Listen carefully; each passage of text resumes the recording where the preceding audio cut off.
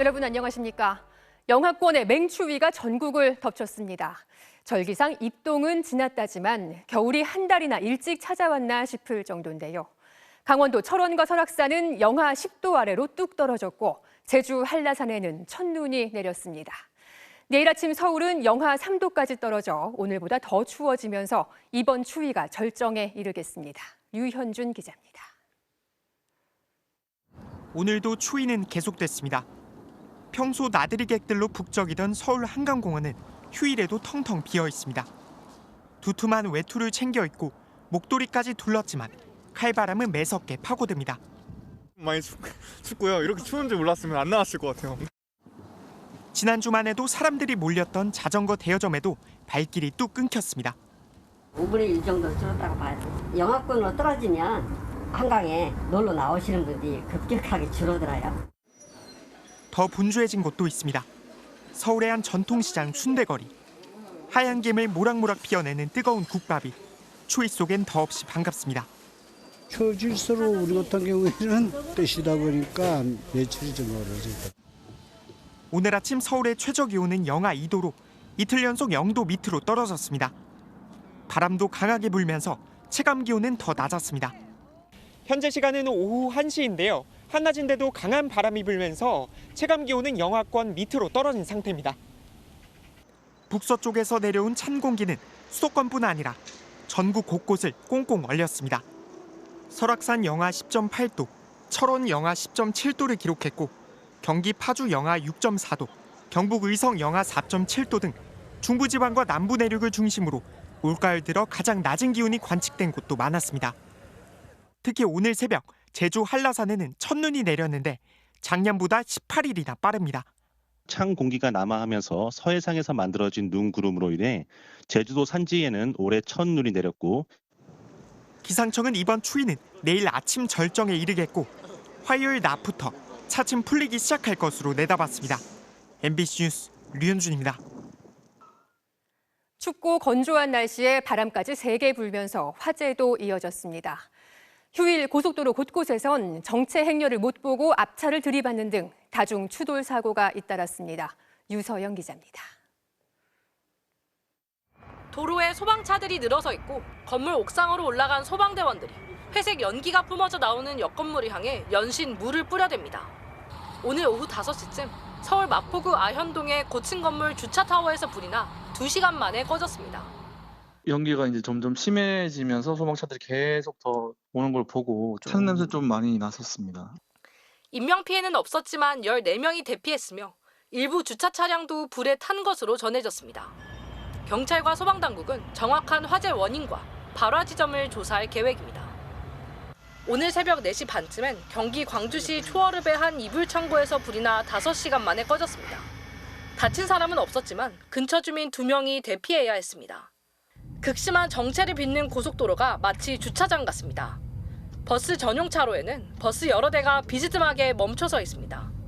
오늘 낮 12시쯤 경부고속도로 서울 방향 죽전 휴게소 근처에서 고속버스 5대가 연달아 부딪혔습니다. 뒷유리 다 파손되고 커튼이 나부끼는 정도 더더라고요. 이 사고로 6명이 타박상 등 부상을 입어 병원으로 옮겨졌습니다. 경찰은 먼저 발생한 사고 현장 앞에서 속도를 줄인 버스를 뒤따르던 버스가 그대로 들이받으면서 연달아 추돌 사고가 난 것으로 보고 있습니다. 오후 3시쯤엔 당진 영덕고속도로 대전 방향 유성터널에서 화물차와 승용차 등 차량 5대가 잇따라 부딪히는 사고가 났습니다. 차량이 증가되는 상태에서 앞 차량을 추돌하면서 밀려서 사고가 난 거죠. 경찰은 정체 상황에서 화물차가 앞서가던 SUV를 들이받은 뒤 해당 SUV가 밀려나 다른 차량들에 부딪히면서 연쇄 추돌이 벌어진 것으로 보고 있습니다. MBC 뉴스 유서영입니다. 정부 부처에 이른바 과자 사무관, 라면 사무관 등이 생겼습니다. 민생 물가가 올라도 너무 오르니까 아예 전담자를 지정해서 물가를 관리하게 한 건데요. 매일 가격을 확인하고 기업의 협조도 요청하는 등 최대한 인상을 억눌러 보겠다는 계획인데 얼마나 효과를 거둘지는 의문입니다. 배주환 기자입니다. 이제는 가격이 오르지 않은 품목을 찾기 힘든 대형마트. 과자 한 봉지 집는 것도 망설여집니다. 한 2,000원? 이렇게 기본 과자값도 올라가니까 되게 체감이 많이 되고 많이 좀 소비하는 데서 참고 있는 것 같아요. 2년 사이 과자 가격은 12.7%, 라면도 10%가 올랐습니다. 과자와 라면은 정부 압박에 그나마 최근 일부 제품 가격이 내려가서 이 정도고 그렇지 않은 아이스크림과 빵은 각각 20% 넘게 뛰었습니다. 과자, 라면, 빵 등 9개 가공식품 품목도 정부가 물가관리 전담자를 두고 상시로 가격 점검에 나서기로 한 이유입니다. 사무관급 전담자가 가격을 매일 확인하면서 가격 인상을 최대한 억누른다는 계획인데 해당 식품 기업을 직접 방문해 협조를 당부하는 방안을 검토 중입니다. 가공식품뿐만이 아닙니다. 공공요금 역시 공공기관과 지자체에 협조를 요청해 최대한 묻겠다는 방침입니다. 예, 기본적으로 공공요금은 당분간 동결 기조입니다. 그리고 불가피하게 요금을 인상할 그런 상황이 생기더라도 이것은 시기를 나눠서 그래 분산해서 인상을 해주라 이런 협조를. 다만 몇 개 품목을 정해 가격을 누르는 게 물가 안정에는 도움이 되지 않는다는 지적도 나옵니다. 나중에 더 큰 가격 상승을 유발하거나 가격은 그대로 둔 채 용량을 줄이는 식의 꼼수 인상을 부를 수도 있다는 겁니다. 진짜 물가를 잡을 의도가 있으면 거시적으로 접근해야 된다. 그게 뭐냐? 기준금리를 올려주는 거다. 농산물은 수급 안정 노력에 힘입어 가격 하락세에 들어섰다는 게 정부 판단입니다. 이에 따라 이번 달 물가 상승률도 3.8%를 기록한 지난달보다는 낮아질 것으로 정부는 기대하고 있습니다. MBC 뉴스 배주환입니다. 이스라엘군이 팔레스타인 가자지구 최대 규모의 병원을 다시 공격했다는 소식 어제 전해드렸는데요. 병원의 전력 공급이 중단되면서 인큐베이터에 있던 신생아까지 숨진 것으로 확인됐습니다.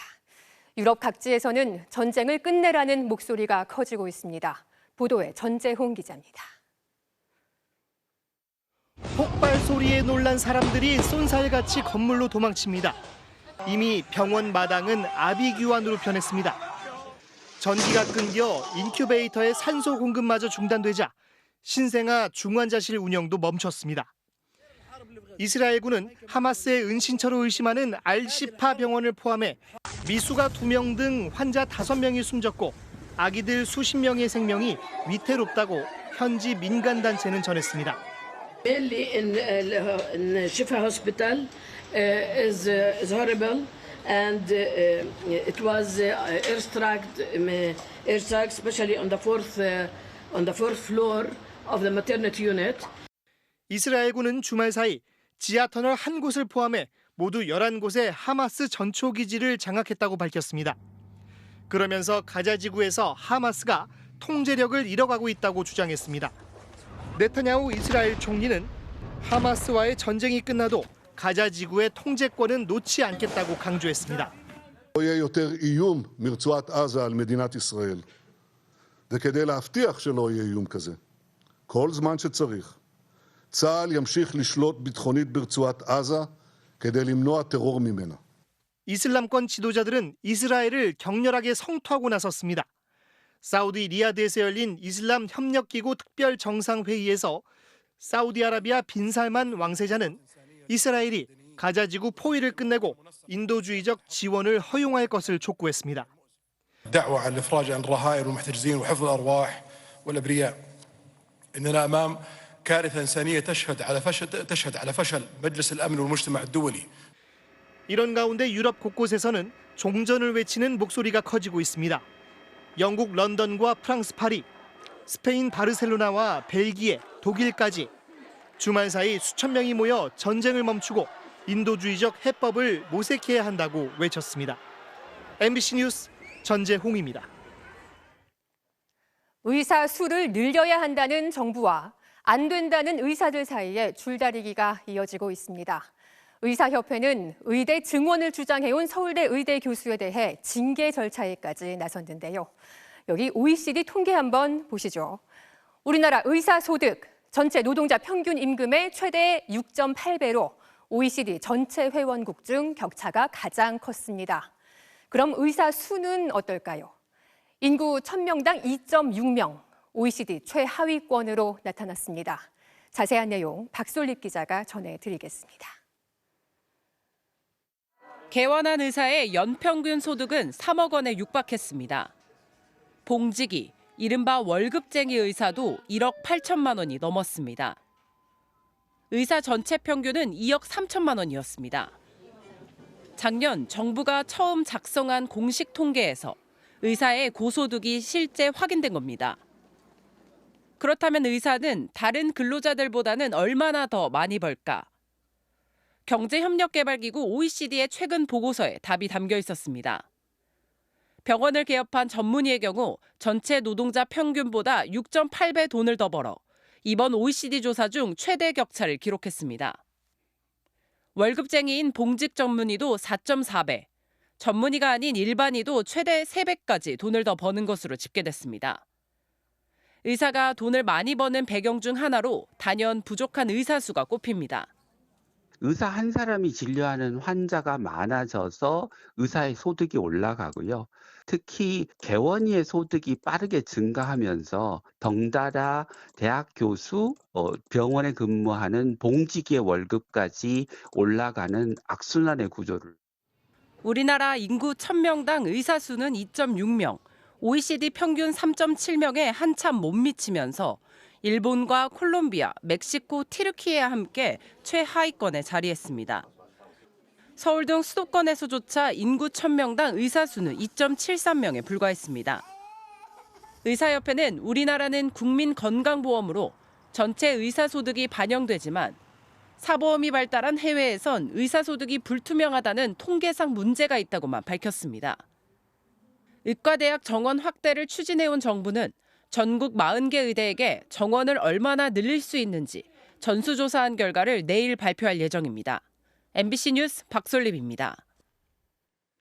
중국에서는 11월 11일이 광군제, 중국판 블랙 프라이데이입니다.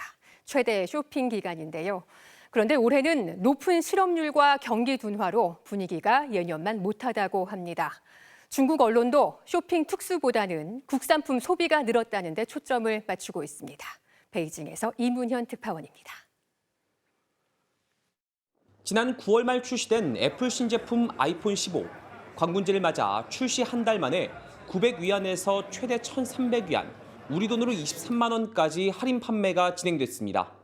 싱글의 날이라는 뜻의 11월 11일 광군제는 중국판 블랙 프라이데이라고 불리는 최대 쇼핑 기간입니다.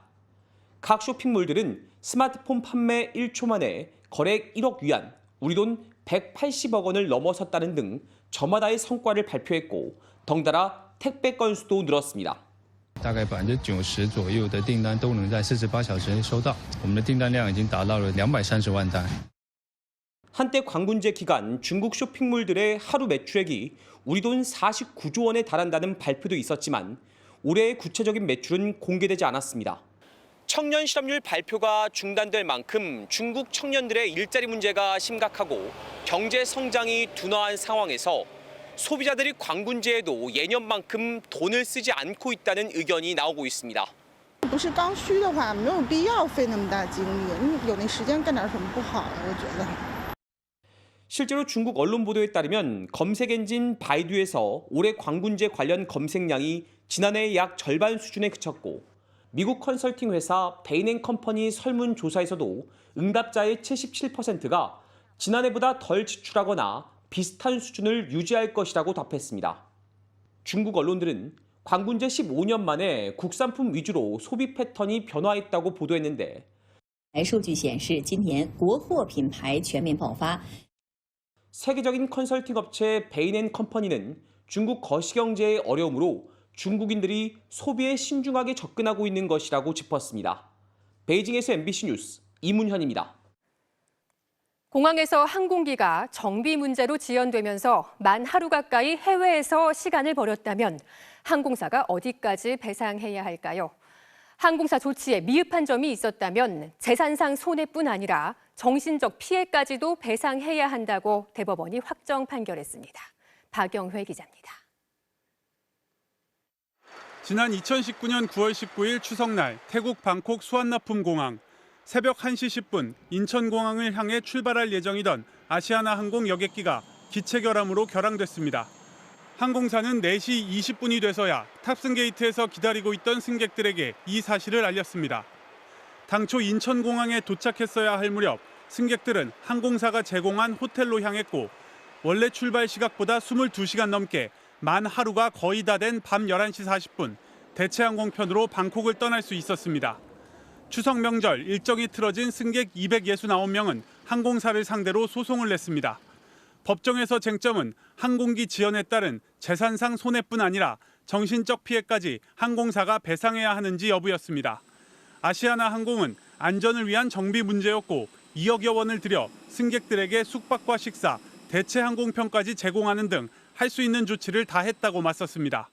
하지만 법원은 항공기 결함을 알고도 3시간 지나서야 승객들에게 결항 사실을 알렸고 숙박과 대체 항공편을 제공하면서 안내 등 조치도 일부 미흡했다며 항공사가 승객들에게 40만 원씩 정신적 피해까지 배상하라고 판결했고 대법원도 이 판단을 확정했습니다. 2019년 1월 필리핀 클라크 국제공항에서 기체 결함으로 19시간 넘게 출발이 늦어진 승객들도 제주항공을 상대로 소송을 냈는데 대법원은 이번에도 1인당 40만 원에서 70만 원씩 배상하도록 한 판결을 확정했습니다. MBC 뉴스 박영혜입니다. 이준석 국민의힘 전 대표의 신당 창당 여부가 정치권 최대 관심사로 떠오르고 있는데요. 이 전 대표가 당내 이준석계로 꼽히는 4사람, 이른바 천하용인과 만났습니다. 이들은 12월 말까지 윤석열 대통령과 국민의힘이 변하지 않으면 신당을 창당할 수밖에 없다는 데 공감대를 이룬 것으로 전해졌습니다. 구승은 기자입니다. 지난 3월 국민의힘 전당대회에서 이준석 전 대표의 전폭적인 지지를 받으며 개혁 보수 세력으로 연합한 천하용인 4인방. 이 전 대표와 천하람 전남 순천갑 당협위원장, 허은하 의원, 김용태 전 최고위원, 이기인 경기도 의원이 다시 한자리에 모였습니다. 당장 이 전 대표의 신당 창당 여부와 이들의 합류 가능성에 관심이 집중됐는데 4사람은 만남 직후 여러 갈래의 길이 있을 때는 항상 국민을 보고 가야 한다. 앞으로의 작전이 이해가 간다는 글을 잇따라 올렸습니다. 저도 당과 대통령의 근본적인 변화가 필요하다라는 거에는 200% 공감하거든요. 그렇기 때문에 좀 힘을 합칠 필요가 있다라는 생각을 하고 있고 신당 합류 여부를 확정짓진 않았지만 신당과 관련한 구체적인 공감대도 이뤘다고 전했습니다. 이게 12월 액션 플랜 그리고 내년 총선까지 액션 플랜 그리고 총선이 끝나고 나서의 어떤 이 계획들까지 쭉 대표는 생각을 하고 있더라고요. 이 전 대표도 천하용인 후보들의 전당대회 득표율을 근거로 신당에 대한 기대감을 보이고 있습니다. 천하용인 팀이 전당대회 나가가지고 당원의 한 15%, 18% 정도 사이의 표를 얻었다면은 당원만 해도 최소 저희와 뜻을 같이 하는 사람이 10만 명 넘는다는 거 아니겠습니까? 수도권을 기반으로 영남의 후보들을 내는 방안과 물밑 접촉 중인 원내 원외 인사들의 명단이 공유되는 등 이준석 신당 구상은 점차 구체화되는 모습입니다. 하지만 당내에서는 탄탄한 지역 기반 부재와 과거 제3당 실패 사례 등에 비춰 회의적인 전망도 만만치 않습니다. MBC 뉴스 구승은입니다. 천연 보호구역인 제주 차귀도가 해양 쓰레기로 몸살을 앓고 있습니다. 자원봉사자들이 매달 쓰레기 수거에 나서고 있지만 밀려오는 쓰레기를 감당하기엔 역부족입니다. 김하은 기자입니다. 섬 전체가 천연기념물로 지정된 차귀도. 드넓은 들판에 아름다운 자연경관을 자랑하지만 해안가에는 전혀 다른 모습이 펼쳐집니다. 바위 사이사이 박혀있는 쓰레기들. 스티로폼부터 물 건너온 중국산 페트병까지 종류도 다양합니다. 바닷가에 버려진 온갖 쓰레기들이 조류를 타고 이동하다 섬에 걸리는 건데 치워도 끝이 없습니다. 각종 쓰레기들이 많이 몰려오긴 하는데 저희가 이거를 치우려고 하면 좀 인원도 좀 부족하기도 하고 그리고 이 섬에 가까이 갈 수 없는 조건이기 때문에 결국 기댈 수 있는 건 해양 쓰레기 수거 자원봉사. 해양경찰과 민간업체 등 100여 명이 쓰레기 줍기에 팔을 걷어붙였는데 포대자루는 금세 가득 찼습니다. 봉사자들이 1시간 동안 수거한 쓰레기들입니다. 폐 플라스틱부터 폐 어구까지 다양한데요. 수거한 양만 50포대가 넘습니다. 이날 하루 봉사자들이 수거한 쓰레기는 1000kg. 내가 버린 쓰레기 하나하나가 이렇게 오염이 많이 될 줄 상상도 못하고 있었는데 이렇게 많은 쓰레기가 있는 거 보고 반성을 좀 하게 된 것 같아요. 이렇게 봉사자들이 한 달에 한 번꼴로 찾아오고 바다 환경 지킴이들이 애쓰고 있지만 밀려오는 쓰레기를 감당하긴 역부족입니다. 제주 바다에서 올해 8월까지 수거된 쓰레기 양은 8,100톤. 쓰레기 수거에 해마다 100억 원이 넘는 예산이 들어가지만 제주 해변은 몸살을 앓고 있습니다. MBC 뉴스 김하은입니다. 농촌 지역에서는 시외 고속버스가 다른 지역으로 가는 거의 유일한 교통수단인데요. 승객이 줄면서 업체들은 노선을 축소하고 있고 버스 터미널 역시 운영난에 문을 닫고 있는 실정입니다. 이런 상황이 지방 소멸을 부추기고 있다는 지적이 나오고 있습니다. 권기만 기자가 취재했습니다. 평창 시외버스 터미널. 승객들의 주 목적지는 바로 병원입니다. 고령화로 노인 인구가 많다 보니 버스를 타고 도시 지역 병원을 오가는 경우가 많습니다. 아침 일찍 갔다가 원주나 서울을 일찍 갔다가 오후 되면 다시 또 이렇게. 예전에는 하루 40-50대가 정차했지만 지금은 서울과 원주, 정선을 오가는 버스 15대가 전부입니다. 버스 업체들이 경영난에 수익이 적은 노선부터 운행을 줄이고 있기 때문입니다. 운행하는 버스가 줄어들다 보니 터미널 운영도 어려울 수밖에 없습니다. 평창터미널 사업자는 최근 경영난으로 터미널을 유지할 수가 없다며 운영 포기를 선언했습니다. 터미널이 문을 닫을 위기에 처했는데 결국 평창군이 매입해 운영하기로 했습니다. 인구 4만의 자체 예산으로 부담이 크지만 터미널 폐쇄가 지역에 미칠 영향을 생각하면 어쩔 수 없는 결정이었습니다. 그래도 이렇게 지자체가 운영을 이어가는 경우는 다행입니다. 원주와 성남 등 제법 규모가 있는 터미널을 포함해 2017년 이후 경영 악화로 아예 문을 닫은 터미널이 전국적으로 23곳에 이르는 것으로 집계되고 있습니다. 경영난에 버스 업체는 벽지 노선 운행을 줄이고 터미널까지 폐쇄 위기에 처하면서 결과적으로 농촌 지역의 인구 소멸을 부추기고 있는 상황. 시외 고속버스도 대중교통으로서의 공적 기능을 담당하고 있는 만큼 정책적 지원이 필요하다는 목소리가 나오고 있습니다. 고속도로 통행료 면제, 우등 고속버스 부가가치세 면제, 정부 보조금 지원 등 국가의 재정 지원이 절실히 필요한. 국회에서도 입법 논의가 시작됐습니다. 중앙정부가 재정을 지원해서 지역의 거점이 없어지지 않도록 하는 노력을 해야 될 필요가 있다. 시외 고속버스 운행을 유지하도록 하는 것이 농촌 지역의 인구 소멸에 대응하는 또 하나의 과제로 떠오르고 있습니다. MBC 뉴스 권기만입니다. 치유 농장이라고 들어보셨나요? 자연 속에서 꽃이나 채소를 따고 만지는 다양한 활동을 통해 심리적 안정감을 찾을 수 있는 곳이라고 하는데요. 특히 발달 장애인들도 큰 도움을 받고 있다고 합니다. 김한석 기자가 함께 가봤습니다. 발달 장애인들이 보호자의 손을 잡고 농장으로 향합니다. 텃밭에는 무와 쪽파, 배추 등이 심어져 있습니다.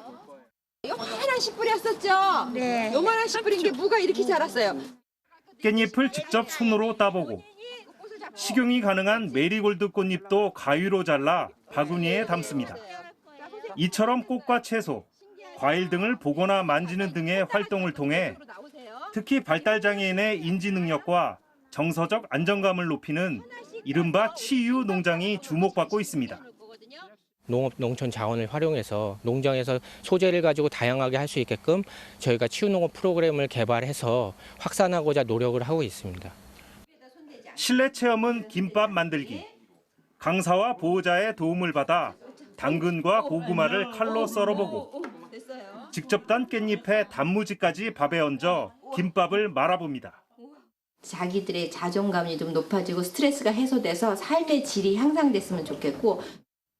현재 경기도에선 화성시와 용인시 등 6곳에서 발달장애인 대상의 치유 농장이 운영 중입니다. 지역별로 최대 20명의 발달장애인에게 1년간 치유 농장 프로그램을 이용할 수 있는 240만 원 상당의 바우처를 지급하고 있습니다. 직접 체험을 해보니까 애가 좀 많이 집중력도 좋아지고 치유가 되는 것 같아요. 많이. 발달장애인을 포함한 사회적 약자들의 수요가 높아지면서 치유농장은 경기도에서만 2028년까지 130개로 늘어날 것으로 전망됩니다. MBC 뉴스 김한석입니다. 윤석열 대통령이 오늘 박민 한국방송공사 KBS 사장을 정식 임명했습니다. 박민 신임 사장은 1991년 문화일보 기자로 입사해 사회부장, 정치부장, 편집국장을 거쳤습니다. 국회는 지난 7일 박 후보자에 대한 인사청문회를 열었지만 야당이 부적격 입장을 내면서 인사청문 경과 보고서를 채택하지 못한 바 있습니다. 오늘 낮 12시 반쯤 충북 영동군의 한 캠핑장 텐트 안에서 60대 남성과 50대 여성, 5살 남자아이가 숨진 채 발견됐습니다. 이들은 조부모와 손자 사이로 퇴실 시간이 지나도 나오지 않자 캠핑장 관계자가 텐트를 찾아갔다 발견해 119 신고를 한 것으로 전해졌습니다. 텐트 내부에선 숯 화로가 발견됐으며 경찰은 극단적 선택보다는 일산화탄소 중독 가능성에 무게를 두고 정확한 원인을 조사하고 있습니다. 잠시 후 뉴스데스크에 이어 방송되는 탐사기획 스트레이트는 금리가 치솟고 부동산 경기가 꺾이면서 한국 경제의 시한폭탄으로 떠오르고 있는 133조 원 규모의 부동산 PF 대출 부실 문제와 정부의 대처를 짚었습니다. 부동산 전문가 20명을 인터뷰해 PF 대출이 얼마나 심각한 상황인지, 실제로 언제쯤 PF발 위기가 현실화될 것인지 위험성도 진단했습니다. K리그 1에서는 강등권 싸움이 치열한데요. 오늘은 최하위 수원이 수적 열세를 딛고 수원FC의 극적인 역전승을 거둬 잔류 희망을 되살렸습니다. 승리가 절실한 수원은 경기 시작 14분 만에 대형 악재를 만났습니다. 카즈키가 신경전을 벌이다 퇴장을 당했는데요. 이후엔 난타전이 이어졌습니다. 코너킥에서 헤더 선제골을 내줬지만 다시 코너킥 상황에서 만회골로 1대1 동점. 후반에도 수원이 안병준의 과감한 중거리포로 역전에 성공하자 수원FC도 김현의 헤더로 또 동점을 만들었습니다. 여기에서 염기훈 감독 대행에 용병술이 적중했습니다. 후반 33분 뮬리치가 띄운 공을 김주찬이 귀중한 결승골로 연결하면서 교체 투입된 두 선수가 역전극을 합작했습니다. 염기훈 감독 얼마나 짜릿할까요? 결국 수원이 3대2로 짜릿한 역전승을 거둡니다. 팬도 10명이 싸운 선수들의 투혼에 감동했네요. 팬들이 많이 간절하신 만큼 저희 선수들도 많이 간절하니까 믿고 끝까지 응원해 주신다면 저희도 오늘처럼 포기하지 않고 끝까지 최선을 다해서 남은 경기 이길 수 있도록 노력하겠습니다. 11위 강원과는 다시 승점 1점 차가 된 수원. 이제 남은 2경기에 정말 모든 게 걸렸네요. 올해의 골로 유력하게 거론되는 득점 장면이 튀르키예 리그에서 나왔습니다. 톱플레이에서 확인하시죠. 골문 앞 기회인데요. 넘어온 것을 한 번에 골로 연결합니다. 와, 어떻게 한 거죠? 수비수 2명을 등진 상태에서 뒷발로 마무리했어요. 보고 또 봐도 질리지 않는 정말 절묘한 골. 트라부존스포르의 나이지리아 출신 공격수 오누아추 선수인데요. 2m 1cm의 장신인데 순발력도 기가 막힙니다. 현지 언론에서는 이브라이모비치가 연상된다며 100년에 한 번 나올 만한 골이라고 극찬했네요. 이번 골도 보기 드문 장면입니다. 반대쪽에서 넘어온 공을 받아서 강력한 슛! 그런데 골문에 있는 선수 같은 팀 아닌가요? 골인 듯 아닌 듯 뭔가 어수선한데요. 득점 자체에는 문제가 없는 걸로 판정됐는데 저 동료 선수는 왜 골문 안에 들어가 있었는지가 의문이네요. 이번에는 조금 안타까운 장면입니다. 누가 봐도 완벽한 역습 기회. 그런데 결정적인 순간에 스텝이 엇갈렸어요. 너무 긴장했을까요? 그래도 부상으로 이어지진 않았다고 하네요. 지금까지 톱플레이였습니다. 여자 배구 1위 팀 흥국생명이 김연경의 30득점 활약에 힘입어 현대건설을 꺾고 4연승을 거뒀네요. 일요일 밤 스포츠 뉴스였습니다.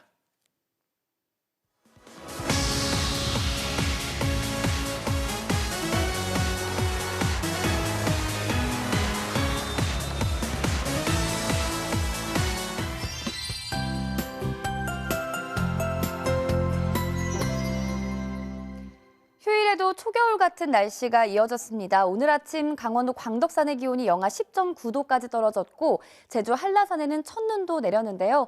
그래도 때이른 추위의 끝이 보이고 있습니다. 일단 내일 출근길까지는 서울의 기온이 영하 3도로 이번 추위가 절정에 달하겠지만요. 모레 낮부터는 찬 공기가 물러가며 10도 안팎까지도 오르겠습니다.